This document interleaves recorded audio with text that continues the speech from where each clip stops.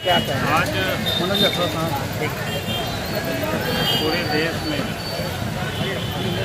हम लोग स्वतंत्रता सेनानी के जो अभी और याद ही नहीं करते, बल्कि आज के दिन फिर से हम ये संकल्प लेते हैं कि हमारा ये जो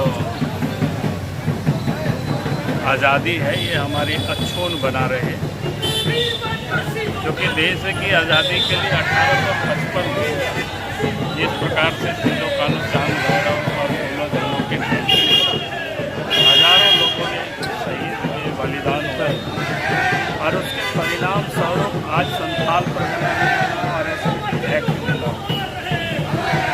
लेकिन आज दुर्भाग्य ये है कि संथाल परगना आज संथाल परगना के ऊपर ही एक अस्तित्व बचाने की बड़ी संकट और समर्था खड़ा हुआ। तो मैं जरूर कहूँगा कि आज के तारीख में हम सबको ये विचार करना चाहिए कि संथाल परगना में विभिन्न प्रकार से अगर आज़ाद भारत हम 75 वर्ष पूरा किए, अगर आज़ाद भारत की हम लेते हैं 1951 से लेकर के 2011 तक जो सेंसस हुआ है, तो ये आबादी लगातार हमारे यहाँ घटती चली गई और ये चिंता का विषय। अगर आप देखें 1951 में ट्राइबल की पॉपुलेशन 44%, 44.67%, लेकिन आज 2011 में आकर के ये जो पॉपुलेशन है 28.11% आकर, और उसी प्रकार से अगर बाकी की पॉपुलेशन देखेंगे तो अन्य पॉपुलेशन उस समय 45% थी, वो आज 49, करीब वो स्टैटिक्स ही अलग अलग।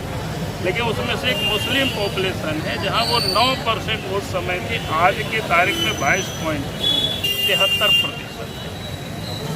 अगर इसी रफ्तार से जनसंख्या बढ़ती चली गई और आदिवासियों की जनसंख्या घटती चली गई, तो आने वाला 25 साल यानी आज़ादी का जब हम 100 साल की जश्न मनाएंगे और सिद्धो कान्हू आंदोलन का लगभग 200 साल पूरा होने को होगा, तो कुल मिलाकर के आप ये कह सकते हो उस समय से संथाल परगना में संथालों का, आदिवासियों का अस्तित्व ही समाप्त होते दिख रही। और इसलिए आज के दिन मैं सरकार से ज़रूर मांग करूंगा कि भाई आप राज्य सरकार को एक SIT गठित करके और इसकी सरकार को जांच करानी, ताकि ये अलार्मिंग सिचुएशन साहेबगंज, पाकुड़ जैसे जिला में तो स्थिति और ही बद से बदतर है। साहेबगंज में तो स्थिति यह है कि आज वहाँ आदिवासी की संख्या कम हो गई।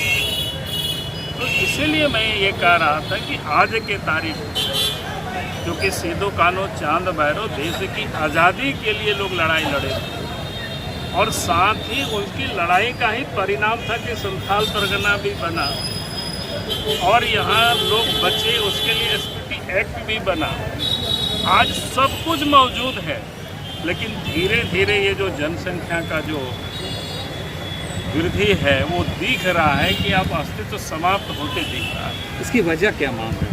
अब इसीलिए मैं कह रहा हूँ कि SIT सरकार को गठित करनी चाहिए।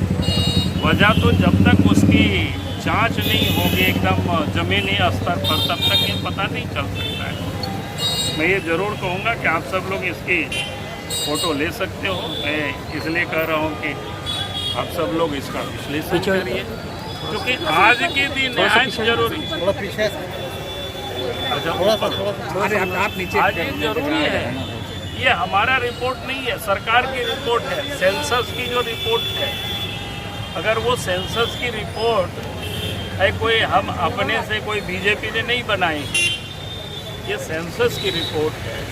और इसीलिए मैं कहूँगा कि भाई ये बड़ा अलार्मिंग सिचुएशन है। अगर हमें संथाल परगना बचाना है, यहाँ के आदिवासियों के अस्तित्व को बचाना है, तो हमें इस पर गंभीरता से विचार करनी चाहिए। और राज्य सरकार से आज मुझे पता चला है कि राज्य के मुख्यमंत्री भी आए हैं, पूर्व मुख्यमंत्री भी आए हैं, मंत्री भी हैं संथाल परगना की धरती पर। तो हम जरूर चाहेंगे कि आज वो लोग इसकी घोषणा करें कि हम SIT गठित करेंगे और पूरे मामले की हम इसको जांच करेंगे।